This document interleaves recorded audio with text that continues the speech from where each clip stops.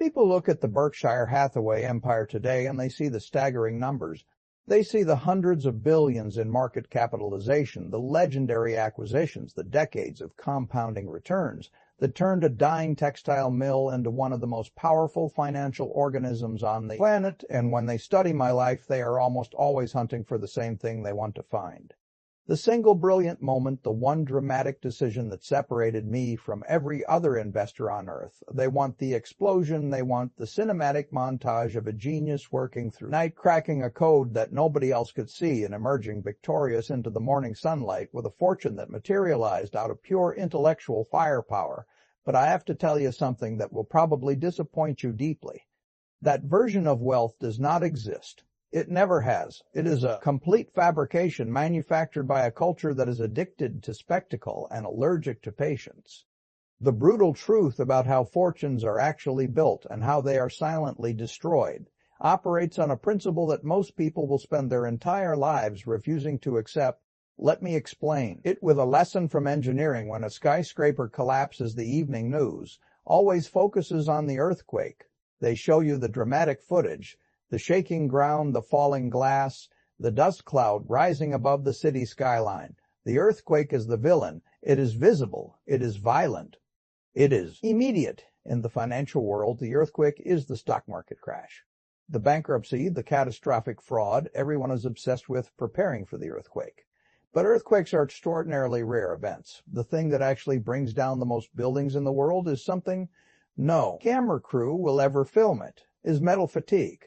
Metal fatigue is an invisible molecular process that occurs inside the steel bones of a structure when a steel beam is subjected to repeated ordinary stress, not extraordinary stress, not a catastrophic event, just the normal everyday vibrations of wind and traffic and temperature changes. The molecular bonds inside that steel begin to fracture at a microscopic level. You cannot see it. You cannot hear it. Every inspection report comes back clean.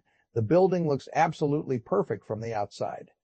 The engineers sign off on it year after year, but deep inside the atomic structure, the integrity is degrading one imperceptible crack at a time, and then one perfectly ordinary Tuesday morning under a perfectly ordinary load, the beam fails and the entire structure comes down, not because of an earthquake, but because of a million invisible ordinary moments that nobody bothered to respect. Your daily financial habits are the molecular vibrations inside the steel beams of your life.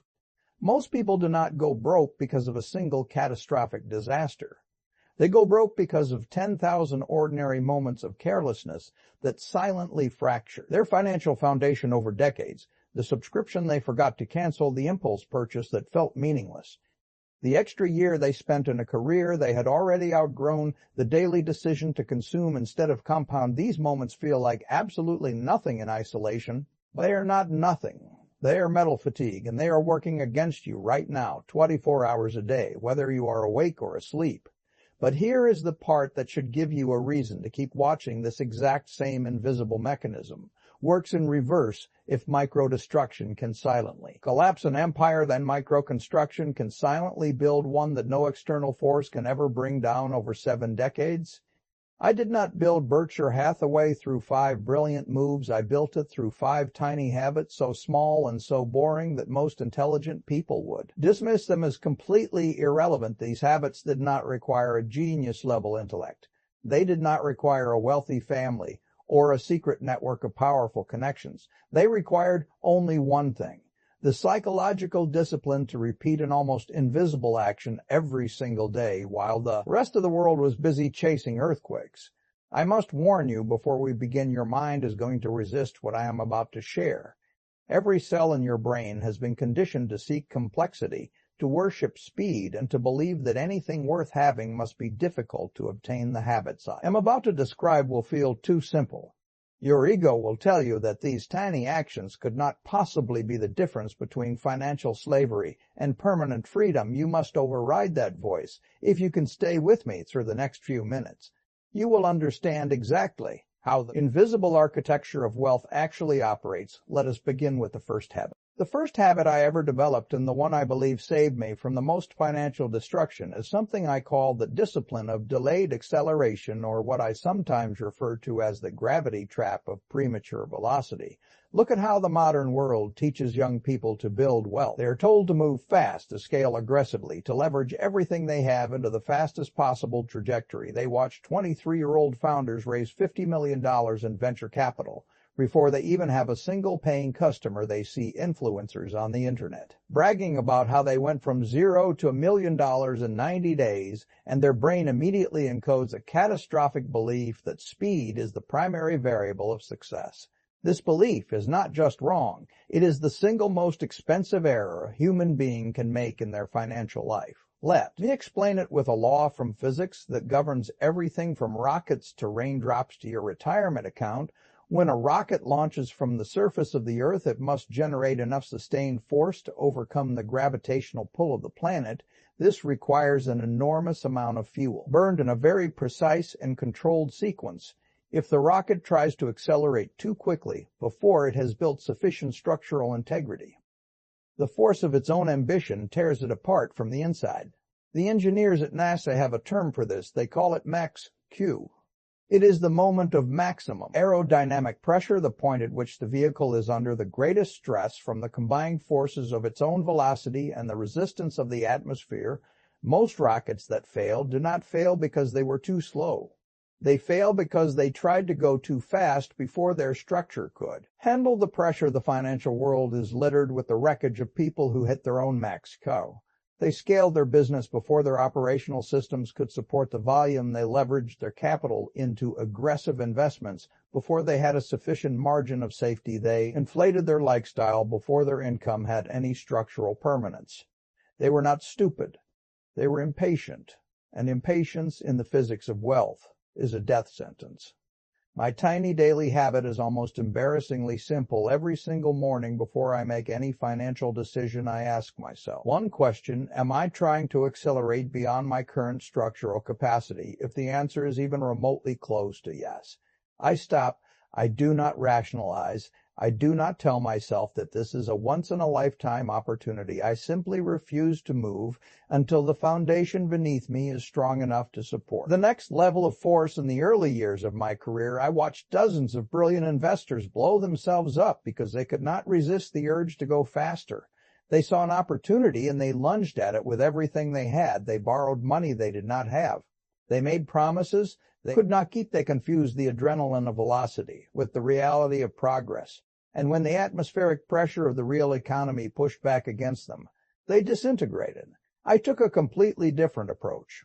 I spent the first decade of my investing career doing something that looked absolutely pathetic from the outside. I was compressing. I was deliberately staying small, not because I lacked ambition, but because I understood that the energy you store during compression is the energy that eventually launches you into orbit. I read, I studied. I made small investments in businesses I could completely understand. I built relationships with people who operated with integrity. I did not try to impress anyone. I was building structural mass, and when the right moment finally arrived, when the genuine opportunity appeared in front of me, I had the foundation, the knowledge, and the capital to act with overwhelming conviction and absolute precision. So here is your assignment for the first habit. Stop trying to accelerate before you have earned the right to handle speed if your income is modest. Do not leverage it into risky speculation. Compress, reinforce your foundation, read, study. Industry, save your capital with religious discipline. Build structural mass and understand that the people who look like they are moving faster than you right now are almost certainly approaching their own max. The gravity trap catches everyone who tries to cheat the physics of patience. You must refuse to be one of them. The second tiny habit that quietly built the foundation of everything I have ever accomplished is something I call the daily practice of signal isolation, or what an engineer might describe as protecting your signal-to-noise ratio. Look at the world that the modern investor operates inside. They wake up in the morning, and before their feet even touch the floor, they reach for their phone. They are immediately flooded with a wall of information. Stock futures are down. The Federal Reserve might raise interest rates. A new artificial intelligence company just announced a partnership. A famous billionaire just posted a controversial opinion on social media, and within seconds their brain is vibrating with anxiety, urgency, and the overwhelming sensation that they need to do something immediately. They call this staying informed. They believe they are being responsible, diligent professionals. They are completely wrong. They are drowning. Let me explain this through the lens of radio engineering. When a radio tower transmits a signal through the atmosphere, that signal carries the actual information you want to receive. But as the signal travels through space, it picks up interference static, random electromagnetic noise from every other device and weather pattern in the environment. By the time the signal reaches your receiver, the original transmission is buried under layers of garbage if the noise becomes louder than the signal you hear. Nothing but chaos. The information is technically still there, but it is completely unrecoverable. This is called a collapse signal-to-noise ratio, and it is exactly what is happening inside the mind of every person who consumes the modern financial media ecosystem. The actual signal, the deep permanent truths about how businesses generate value. How businesses generate value. How human psychology drives markets and how compound interest operates across decades. That signal has not changed in over a century. It is incredibly simple and incredibly stable, but the noise has exploded exponentially every year. The financial media machine produces more content, more opinions, predictions, more breaking, alerts, more urgent notifications. The noise is now so overwhelmingly loud that the average person cannot hear the signal at all. They are making decisions based entirely on static, and they do not even realize it. My tiny habit is the most boring thing you will hear today. Every single morning I sit at my desk and I make a deliberate decision about what I will allow into my mind. I do not turn on financial television. I do not check stock tickers. I do not read social media commentary about the economy. Instead, I pick up a document that contains primary source information, an annual report, a business filing, a book written by someone who spent 30 years operating inside an industry, and I read it slowly in complete silence. I am not looking for a tip. I am not looking for an edge. I am isolating the signal. I am deliberately filtering out every frequency. That does not carry permanent structural information. When my partner Charlie and I evaluate a business, we are not listening to what the market is screaming today. We are listening to what the business itself is quietly telling us through its financial statements, its competitive position, and its operational history. We have made billions of dollars not because we had access to better information than everyone else, but because we had the discipline to ignore worse information. Better than everyone else, the market is Nutella random. It is a machine that transfers wealth from the impatient to the patient, but I would add something even more precise than that. The market transfers wealth from the noisy to the quiet. Most people cannot do this. Their brain is addicted to the dopamine of new information. Every notification, every alert, every breaking headline gives them a tiny neurochemical reward. And over time, they become completely dependent on the noise. They feel physically uncomfortable. In silence, they interpret the absence of stimulus as the absence of opportunity. So they keep consuming, keep reacting, keep trading, and their capital slowly bleeds out through 1,000 tiny cuts of premature action driven by manufactured urgency. So here is your assignment for the second habit. You must become a signal isolator starting tomorrow. I want you to eliminate one source of financial noise from your daily life, cancel one subscription, unfollow one account, delete one application from your phone. Take the time to recover and redirect it toward reading one primary source document. Something dense, something slow, something that the crowd would never have the patience to finish. Do this every single day, and within a year you will begin to hear a frequency that the rest of the market cannot even detect. You will hear the signal, and the signal is where all the real wealth lives. The third tiny habit is one that most people will find deeply uncomfortable because it attacks something they have never thought to question. It is something I call the daily temperature audit, or what a physicist would recognize as the law of thermal equilibrium. Let me describe a phenomenon that governs the financial destiny of almost every human being on the planet without their knowledge or consent. When you place a hot object next to a cold object, in an enclosed system, the heat does not stay where it is. The hot object begins to cool, and the cold object begins to warm. This process continues automatically without any external intervention until both objects reach the exact same temperature. This is called thermal equilibrium, and it is one of the most fundamental and unbreakable laws in the entire universe. It requires no effort, no decision, and no awareness. It simply happens now. Here is the part that should disturb you. Your financial life operates on this exact same principle. You're a thermal object, and the people around you, the friends you spend your evenings with, the colleagues you eat lunch with, the family members whose opinions you unconsciously absorb, the social media accounts you follow, the neighborhood you live in, all of these are thermal objects in your enclosed system, and whether you realize it or not, you are slowly and inevitably drifting toward their temperature. If the people around you spend every dollar they earn, you will begin to feel an invisible gravitational pull toward spending every dollar you earn. If the people around you believe that investing is gambling, you will slowly begin to feel that investing is gambling. If the people around you measure success by the car in their driveway, you will unconsciously begin to measure your own success by the car in your driveway. This is not a matter of willpower. This is physics. You cannot simply decide to maintain a different temperature than your environment any more than a hot cup of coffee can decide to stay hot in a cold room. The heat will transfer, it always does.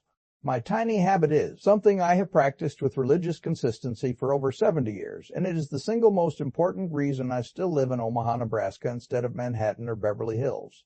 Every single day I perform a quiet audit of my thermal environment. I ask myself, who did I spend time with today, and did their financial temperature pull mine up or drag it down? I ask myself, what information did I consume today, and did it reinforce the principles of permanent wealth, or did it normalize the behaviors of financial destruction? I chose Omaha deliberately.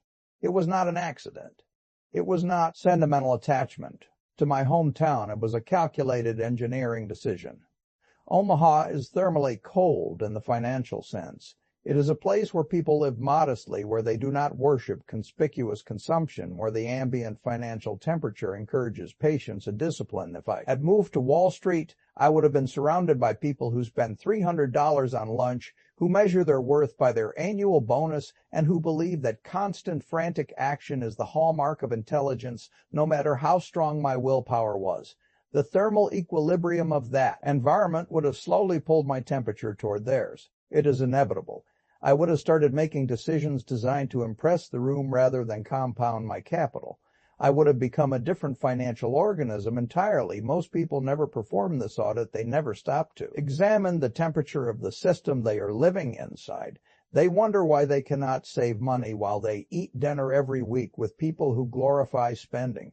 They wonder why they feel anxious about their investments while they consume hours of panic-driven financial media every day. They are a hot object in a cold room, and they are losing heat every second of every day without feeling it. So here is your assignment for the third habit tonight. I want you to write down the names of the 5 people you spend the most time with. Then, next to each name, write a single honest number. The financial temperature they radiate. Do they compound, or do they consume? Do they build in silence, or do they perform for the crowd? If more than 3 of those names are pulling your temperature down, you have a decision to make. You must either change the objects in your system or accept that the laws of physics will eventually bring you into equilibrium with mediocrity. There is no third option. Thermal equilibrium does not negotiate. The fourth tiny habit is one that the modern world has been specifically engineered to prevent you from practicing it. It's something I call the structural subtraction protocol, or what an engineer would understand as managing the load-bearing capacity of your life. Let me tell you how a bridge actually fails, because the truth is far more terrifying than most people realize. When people imagine a bridge collapsing, they picture a dramatic catastrophe. They see a massive truck that was far too heavy driving onto a bridge that was far too weak, and the structure snapping in half under the impossible load. That is the Hollywood version of structural failure, and it almost never happens in reality. The way most bridges actually fail is through a process called fatigue loading. Fatigue loading does not require a catastrophic event.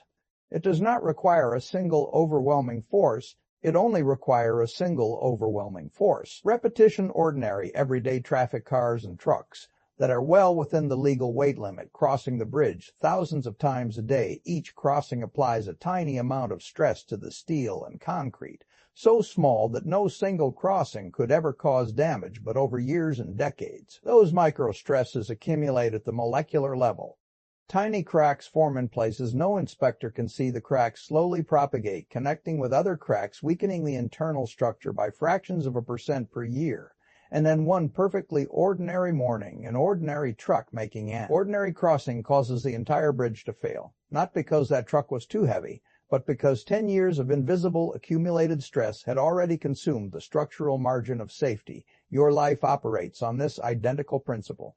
You have a finite amount of load-bearing capacity. This capacity includes your cognitive focus, your emotional energy, your financial reserves, and your physical health. Every single commitment you add to your life applies a load to your structure.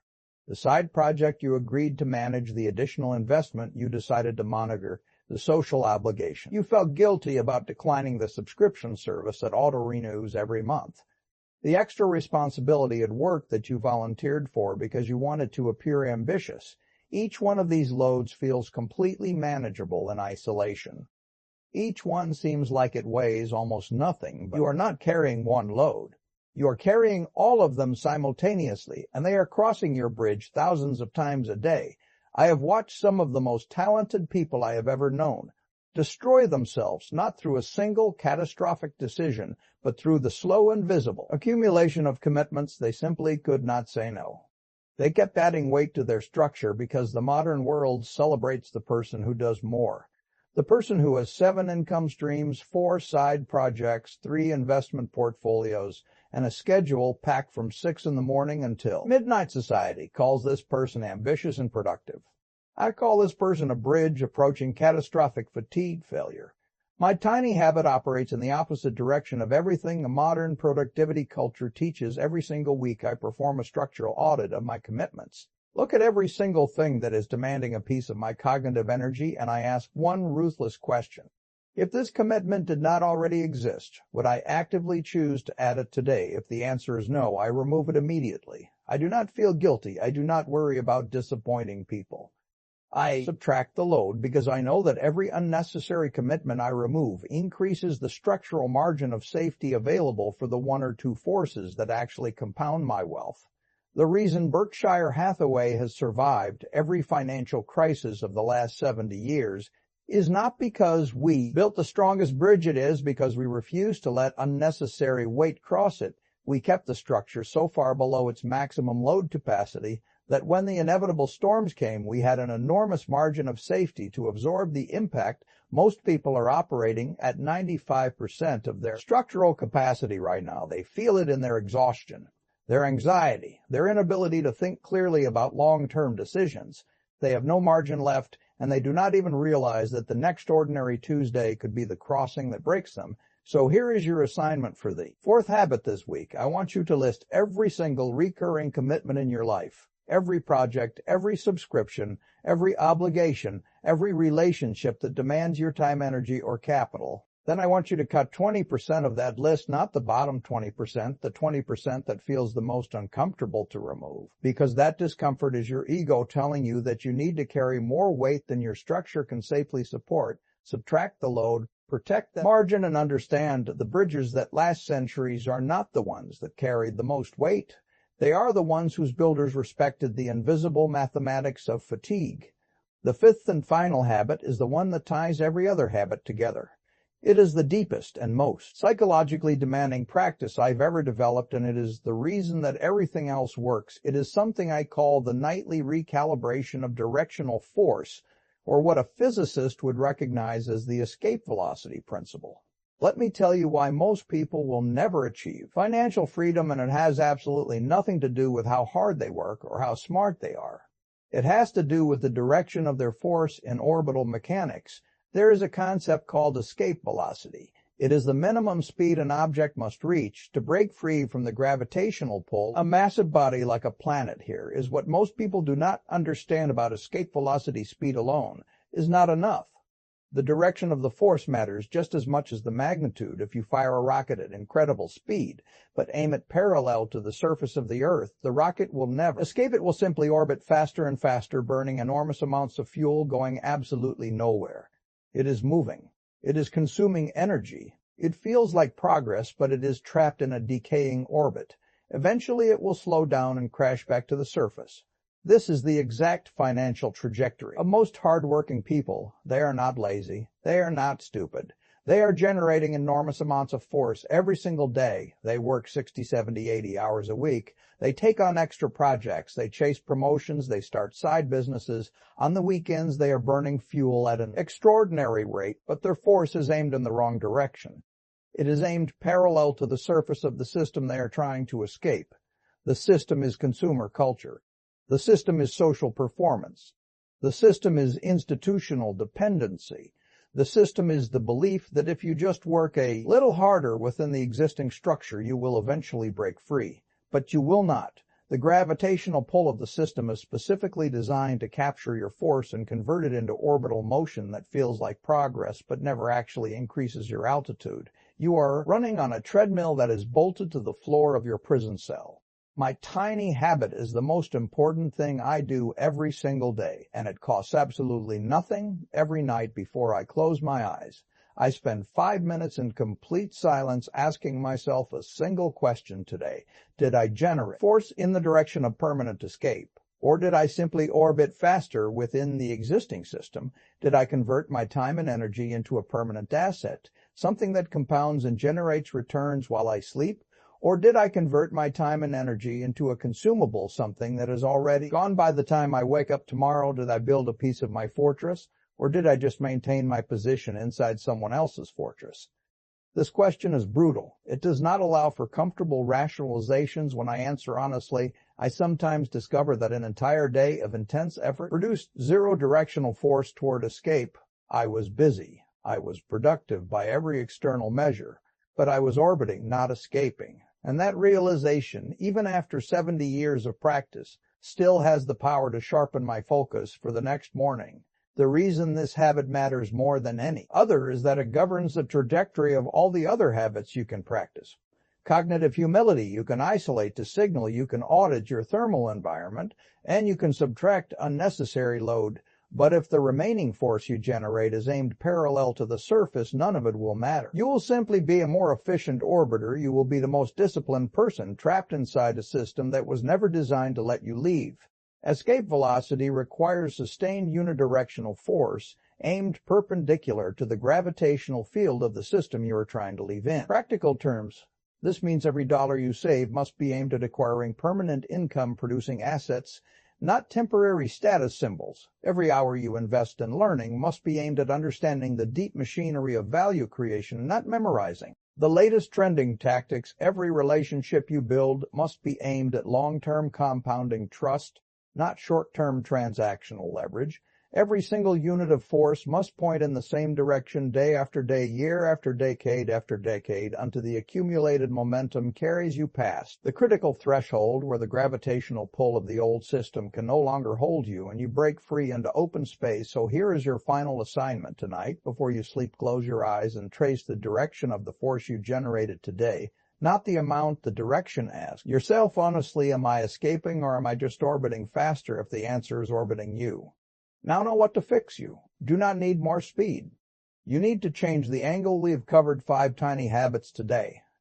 The discipline of delayed acceleration, the daily practice of signal isolation, temperature audit of your environment, the structural subtraction protocol, and the nightly recalibration of directional force. If you look at these 5 habits together, you will notice something that should change the way you think about wealth forever.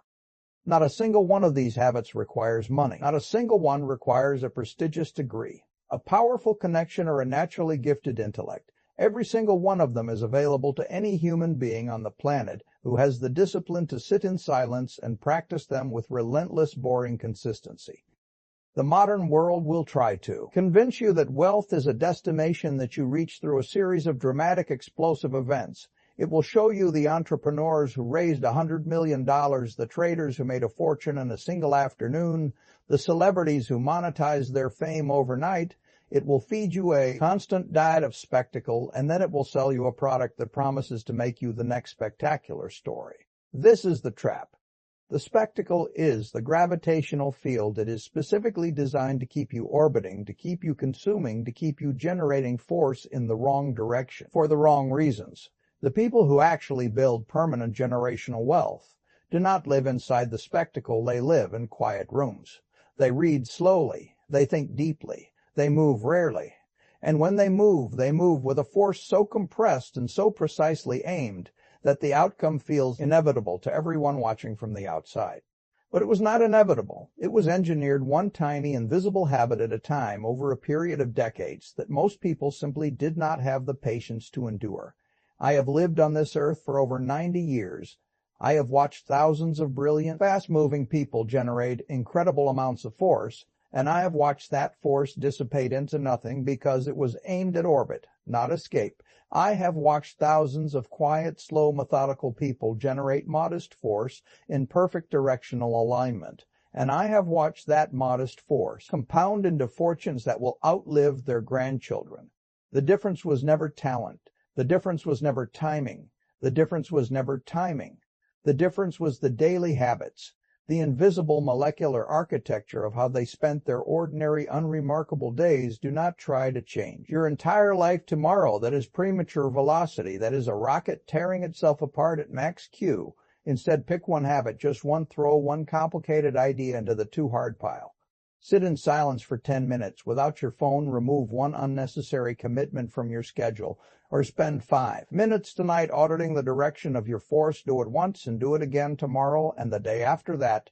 Let the physics of micro-compounding work in your favor. Let the positive fatigue accumulate in the right direction. Let your signal grow louder while the noise around you continues to consume everyone else. The game of wealth is not a sprint for the fastest person in the room. It is a slow, quiet thermodynamic process that rewards the person who understood the system well enough to stop fighting it and start building within its laws. Stop waiting for the earthquake. Stop chasing the Canibri spectacle. Stop orbiting. Take control of the tiny habits. Change the angle of your force and let escape velocity become a mathematical inevitability. That is all. Thanks for watching.